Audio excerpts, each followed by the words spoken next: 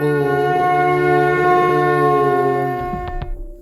একটি শুষ্ক পাতা যখন বৃক্ষ থেকে ঝরে পড়ে, তখন ধরার সবুজ ঘাস বায়ুর বেগ থেকে একটু নিচু হয়, তাকে নিজের কোলে আশ্রয় দেয়, যেন প্রকৃতির দুইটি অঙ্গ একে অপরের অস্তিত্ব অনুভব করছে। কারোর দুঃখ, কারোর পরিস্থিতি অনুভব করা যেন সেটা আপনার সঙ্গেই ঘটিত হচ্ছে। এ কেবল দয়া নয়, বরং বুদ্ধিমত্তা এবং সংবেদনশীলতার ভাব।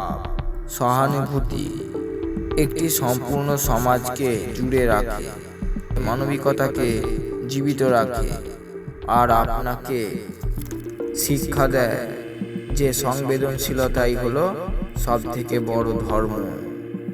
ও